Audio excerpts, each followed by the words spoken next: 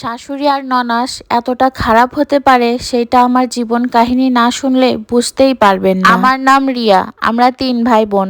আমরা 2 বোন আর 1 ভাই। আমরা খুব মধ্যবিত্ত ফ্যামিলি। আমি যখন খুব ছোট তখন থেকেই আমার শ্বশুর আমাকে দেখে দেখে রাখতো। তার ছেলের বউ করবে আমাকে।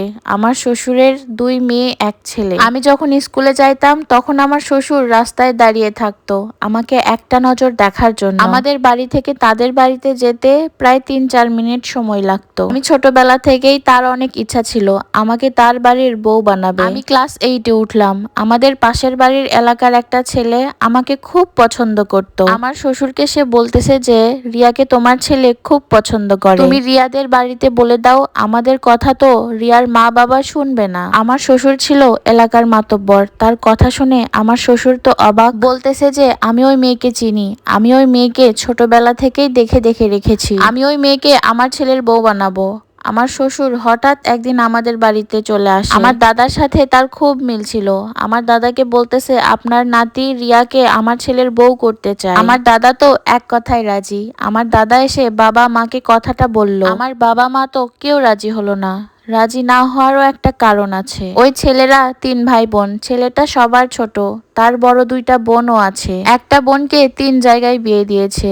সে স্বামীর সংসার করতে পারে না, সে এখন ঘরেই থাকে। সেই জন্য আমার বাবা মা রাজি হচ্ছিল না। যে ঘরে ননাস থাকে সেই ঘরে মেয়েকে বিয়ে দিব না। কিন্তু আমার দাদা এসে বলতেছে ওই ছেলের সাথে বিয়ে না দিলে আমি মরে যাব। ওই ছেলের সাথে যদি তোরা বিয়ে না দিস তাহলে আমার নাতিকে আমি বিয়ে দিব, আর যদি তোরা রাজি না থাকিস তাহলে বাড়ি থেকে বের করে দিব। দাদা আমার বাবা মাকে বলল আমার বাড়ি থেকে তোরা বের হয়ে যা যদি ওই ছেলের সাথে রিয়াকে বিয়ে না দিস। তখন আমার বাবা মা বলতেছে আমরা ওই ছেলেকে দেখিনি, ওই ছেলে কি করে আমরা তাও জানি না। তখন ওই ছেলের বাবা বলতেছে আমার ছেলেকে দেখাবো, যদি তোমাদের পছন্দ হয় তবেই বিয়েটা হবে। তখন আমার বাবা মা একটু রাজি হলো যে আসলেই আগে দেখি। যেদিন আমার বিয়ে সেই দিন আমি জানতামই না যে আমার বিয়ে। আমি সকাল 9টায় স্কুলে গেলাম, বিকেল 4টায় স্কুল থেকে বাড়িতে আসার সময় ওই ছেলের বোন আমাকে রাস্তায় দাঁড় করালো এবং আমাকে জিজ্ঞাসা করলো আমার নাম কি, আমি কোন ক্লাসে পড়ি। আমার বাবা মার নাম জিজ্ঞাসা করার পরে আমি বাড়িতে চলে আসি। বাড়িতে এসে আবার প্রাইভেটে যাওয়ার জন্য রেডি হচ্ছিলাম। তখন আমার মা এসে বলতেছে আজকে প্রাইভেট যাওয়ার দরকার নেই, আজকে বাড়িতেই থাকো। আমি বললাম আচ্ছা ঠিক আছে। তখন মাগরিবের আজান দিল। আমি পড়তে বসবো। পড়তে বসার পর পড়ার টেবিলে মা এসে বলতেছে আজকে তুমি তোমার দাদুর ঘরে গিয়ে পড়ো, আমি ডাকলে তারপরেই আসবা, আর না ডাকলে না আসবা। আমি বইটি নিয়ে দাদুর ঘরে চলে গেলাম। পড়তে পড়তে ঘুমিয়ে গেলাম। রাত 9টা বাজে। যখন রাত 12টা বাজলো তখন আমার বড় বোনের স্বামী মানে আমার দুলাভাই আমাকে ডেকে নিয়ে আসলো আমাদের ঘরে রাতের খাবার খাওয়ার জন্য। খাওয়া শেষ করলাম তখন রাত 1টা বাজে। তখন ওই ছেলের বাড়ি থেকে ছেলের মা বাদে ছেলের বাড়ির সবাই আমাদের বাড়িতে আসলো। তারা এসে বলতেছে আজকে রাতেই বিয়ে। আমার মা বাবা তো কিছুতেই রাজি হচ্ছিল না। আমি যে ছেলেকে দেখিনি, ছেলের সাথে কথা বলিনি, ছেলে কি করে সেইটাও জানি না, আর আমার মেয়ে এখনো অনেক ছোট। আমার মেয়েকে আমি আজকে বিয়ে দিব না। তখন ছেলের বাবা আমার দাদাকে রাজি করিয়ে আমার বাবাকে নানান কথা বুঝিয়ে বলছে যে এখন মেয়েকে নিব না, বিয়ে করে রেখে দিব, এসএসসি পরীক্ষা দেওয়ার পর আবার অনুষ্ঠান করে নিয়ে যাব, এখন শুধু কাবিন করিয়ে রেখে দিব।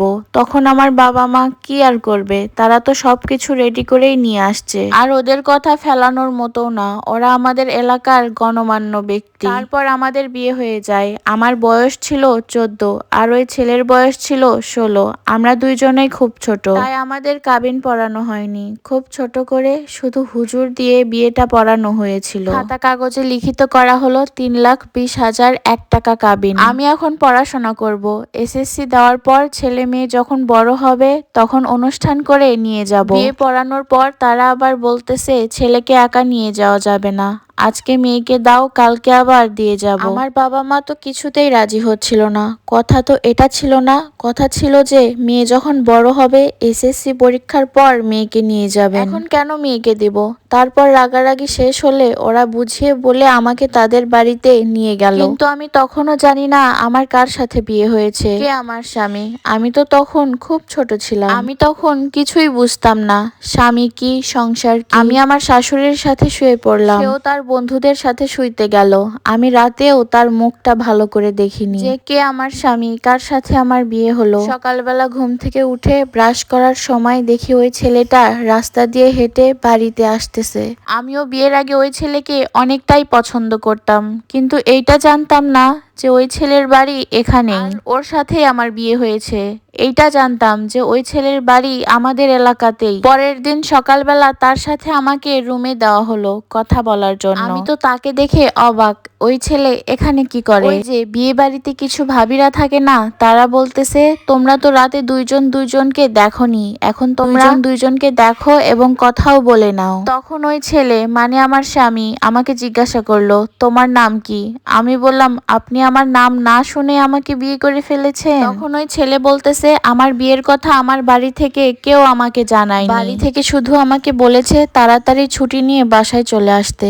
বাসায় এসে শুনি তোমার সাথে নাকি আমার বিয়ে। টুকটাক দুইজনে নানান ধরনের কথা বললাম। তারপর সে আমাকে 500 টাকা দিয়ে বলল তুমি কিছু কিনে খেও। একটা কথা বলে রাখি, তখন আমার স্বামী খুব ছোটখাটো একটা জব করত, বেতন ছিল 8,000 টাকা। সে বলতেছে আমি বিকেলে ঢাকা চলে যাব, চলো তোমাদের বাড়ি থেকে ঘুরে আসি। তারপর তার সাথেই আমাদের বাড়িতে আসলাম। দুপুরের খাবার খেয়ে সে আবার তার সাথে আমাকে নিয়ে গেল তাদের বাড়িতে। গল্পের দ্বিতীয় পর্ব দেখার জন্য ফলো দিয়ে পাশে থাকুন। আজকের জন্য টাটা।